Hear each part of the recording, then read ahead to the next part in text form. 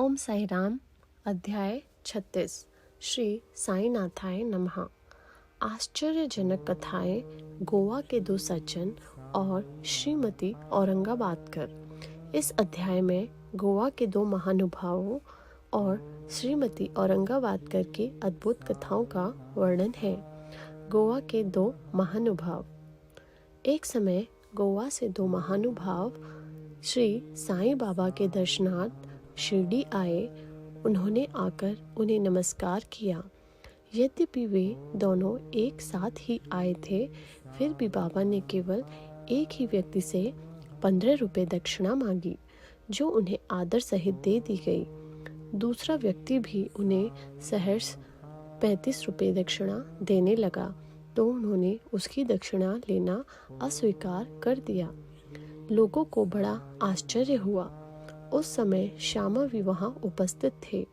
उन्होंने कहा कि देवा, यह क्या, ये दोनों एक साथ ही तो आए हैं। इनमें से एक की दक्षिणा तो आप स्वीकार करते हैं और दूसरा जो अपनी इच्छा से भेंट दे रहा है उसे अस्वीकृत कर रहे हैं। यह भेद क्यों?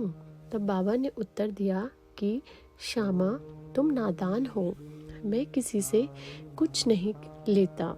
यह तो मस्जिद माई ही अपना ऋण मांगती है और इसलिए देने वाला अपना ऋण चुकाता है और कर मुक्त हो जाता है। क्या मेरे कोई घर, संपत्ति या बाल बच्चे हैं जिनके लिए मुझे चिंता हो? मुझे तो किसी वस्तु की आवश्यकता नहीं है। मैं तो सदा स्वतंत्र हूँ। ऋण, शत्रुता तथा हत्या, इन सब का प्रायश्चित अवश्य करना पड़ता है और इनसे किसी प्रकार भी छुटकारा संभव नहीं है। तब बाबा अपने विशेष ढंग से इस प्रकार कहने लगे। अपने जीवन के पूर्वार्ध में ये महाशय निर्धन थे। उन्होंने ईश्वर से प्रतिज्ञा की थी कि मुझे नौकरी मिल गई तो मैं 1 माह का वेतन तुम्हें अर्पण करूँगा। इन्हें 15 रुपये माहवार की एक नौकरी मिल गई। फिर उत्तरोत्तर उन्नति होते होते 30, 60, 100, 200 और अंत में 700 रुपये तक मासिक वेतन हो गया। परंतु समृद्धि पाकर ये अपना वचन भूल गए और उसे पूरा न कर सके। अब अपने शुभ कर्मों के ही प्रभाव से इन्हें यहाँ तक पहुँचने का सौभाग्य प्राप्त हुआ है।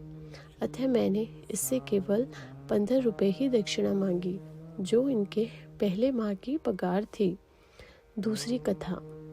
समुद्र के किनारे घूमते घूमते मैं एक भव्य महल के पास पहुंचा और उसकी दालान में विश्राम करने लगा। उस महल के ब्राह्मण स्वामी ने मेरा यथोचित स्वागत कर मुझे बढ़िया स्वादिष्ट पदार्थ खाने को दिए। भोजन के उपरांत उसने मुझे अलमारी के समीप एक स्वच्छ स्थान शयन के लिए बतला दिया और मैं वहीं सो गया। जब मैं प्रगाढ़ निद्रा में था तो मैं उस व्यक्ति ने पत्थर खिसकाकर दीवार में सेंध डाली और उसके द्वारा भीतर घुसकर उसने मेरी खीसा कतर लिया। निद्रा से उठने पर मैंने देखा कि मेरे 30,000 रुपये चुरा लिए हैं।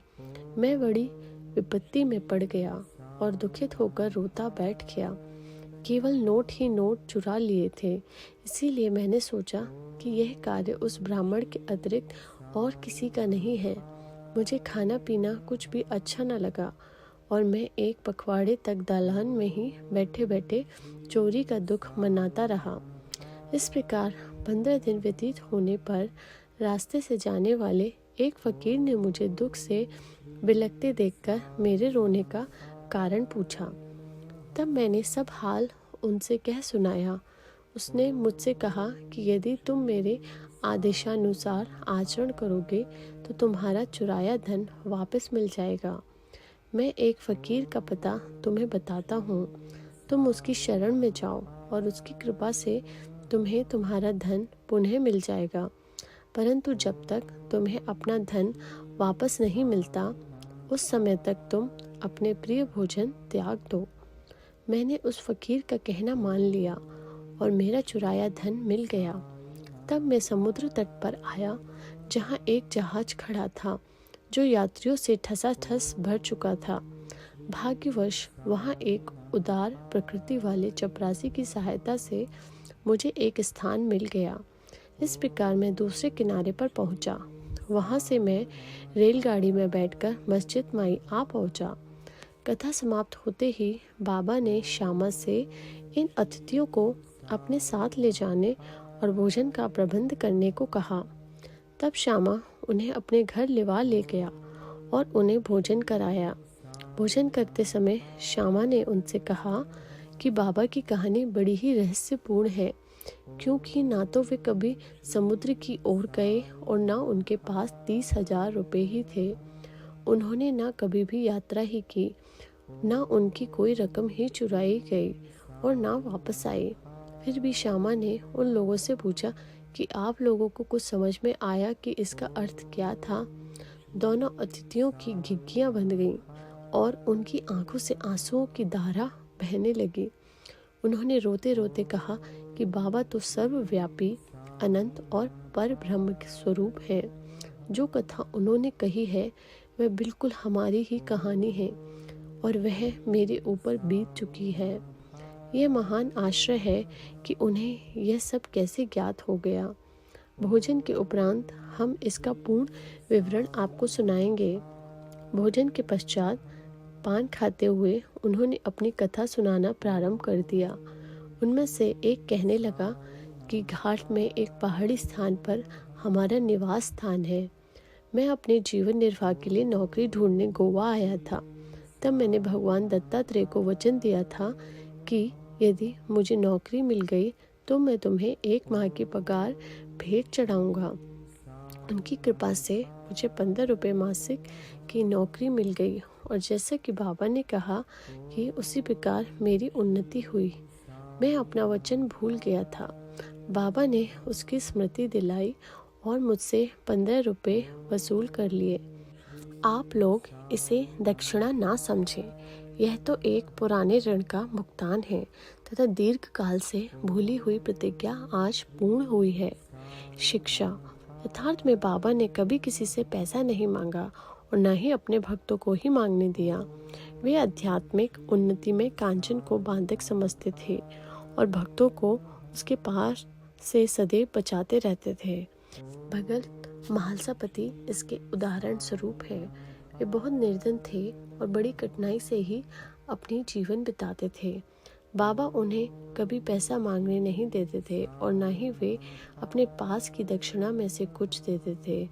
एक बार एक दयालु और सहृदय व्यापारी हंसराज ने बाबा की उपस्थिति में ही एक बड़ी रकम महालसापति को दी, परंतु बाबा ने उनसे उसे अस्वीकार करने को कह दिया।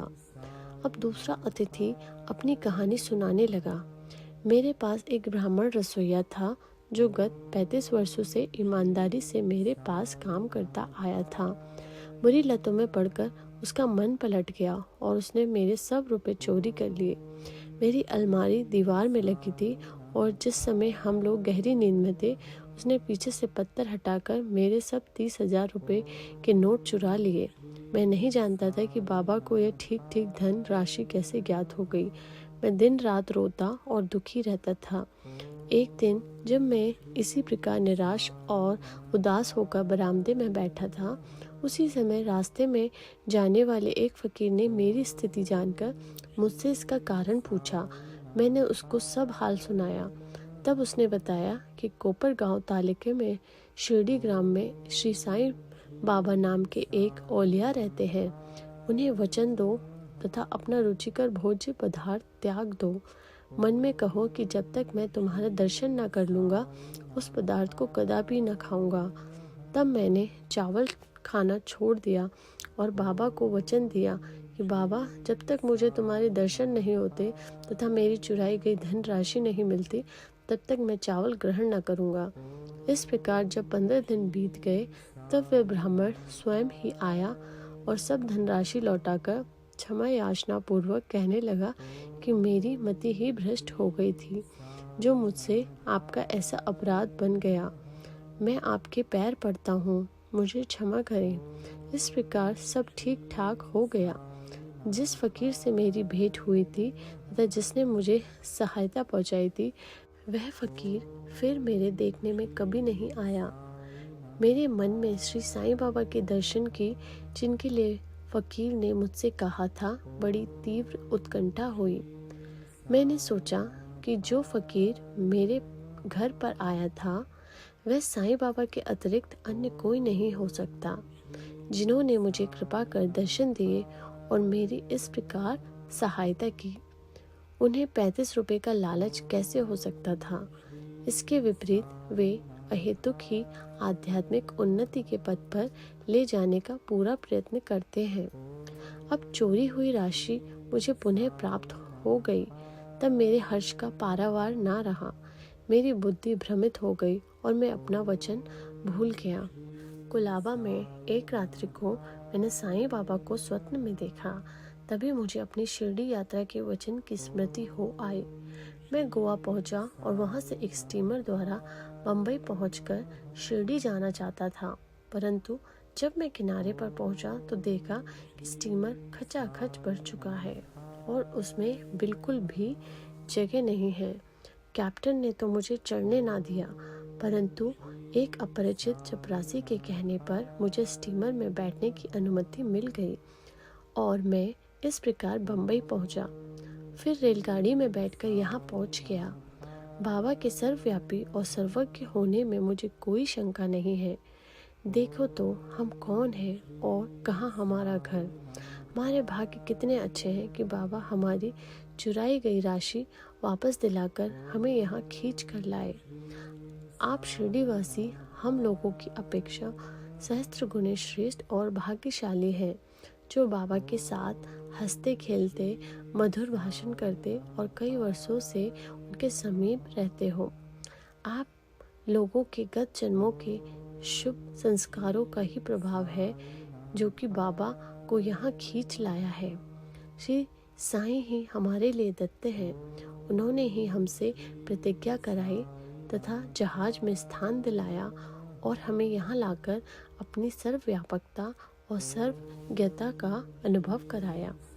श्रीमती औरंगाबादकर। सोलापुर के सखाराम औरंगाबादकर की पत्नी 27 वर्ष की दीर्घ अवधि के पश्चात भी निसंतान थी। उन्होंने संतान प्राप्ति के निमित्त देवी और देवताओं की बहुत मान्यताएं की, परंतु फिर भी उनकी मनोकामना सिद्ध न हुई।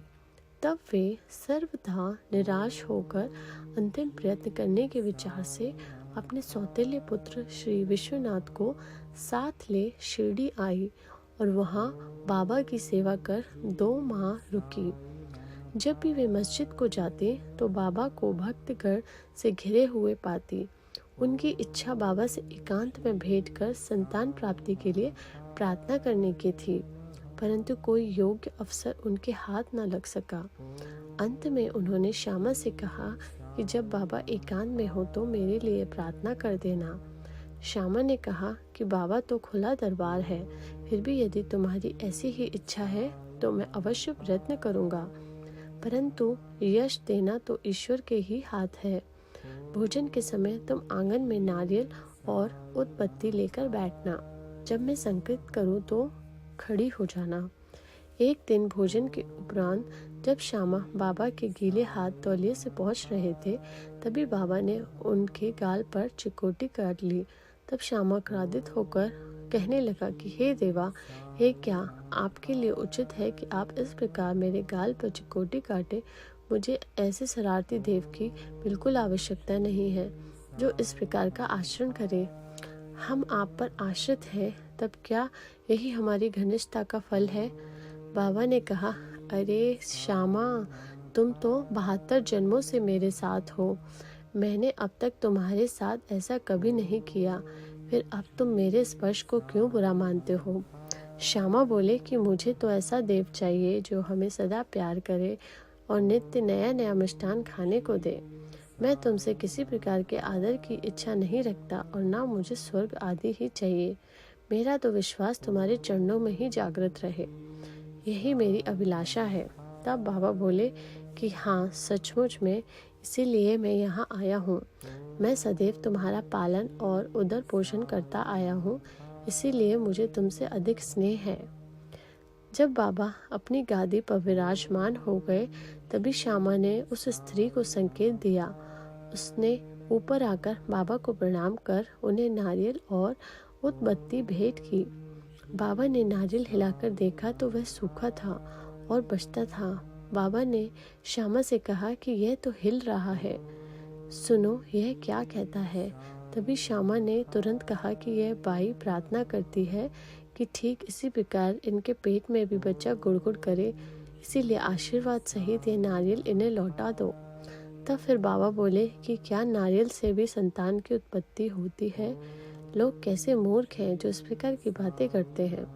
श्यामा ने कहा कि मैं आपके वचनों और आशीष की शक्ति से पूर्ण अवगत हूँ और आपके एक शब्द मात्र से ही इस बाई के बच्चों का तांता लग जाएगा। आप तो टाल रहे हैं और आशीर्वाद नहीं दे रहे हैं। इस प्रकार कुछ देर तक वार्तालाप चलती रही। बाबा बार बार नारियल फोड़ने को कहते थे, परंतु श्यामा बार बार यही हट पकड़े हुए थे कि इसे उस बाई को दे दे। अंत में बाबा ने कह दिया कि इसको पुत्र की प्राप्ति हो जाएगी। तब श्यामा ने पूछा कि कब तक? बाबा ने उत्तर दिया कि 12 मास में। अब नारियल को फोड़कर उसके 2 टुकड़े किए गए। एक भाग तो उन दोनों ने खाया और दूसरा भाग उस स्त्री को दिया गया। तब श्यामा ने उस बाई से कहा कि प्रिय बहन, तुम मेरे वचनों की साक्षी हो। यदि 12 मास के भीतर तुमको संतान न हुई और मैं इसमें असफल रहा तो मैं अपने को माधव नहीं कहूँगा। जो कुछ भी मैं कह रहा हूँ इसकी सार्थकता तुम्हें शीघ्र ही विदित हो जाएगी। 1 वर्ष में ही उसे पुत्र रत्न की प्राप्ति हुई और जब वह बालक 5 मास का था उसे लेकर वह अपने पति सहित बाबा के श्री चरणों में उपस्थित हुई। पति पत्नी दोनों ने उन्हें प्रणाम किया और कृतज्ञ पिता श्रीमान औरंगाबादकर ने 500 रुपये भेंट किए, जो बाबा के घोड़े श्यामकर्ण के लिए छत बनाने के काम आए। श्री सद्गुरु साईनाथ अर्पणमस्तु। शुभम भवतु। ओम साई राम।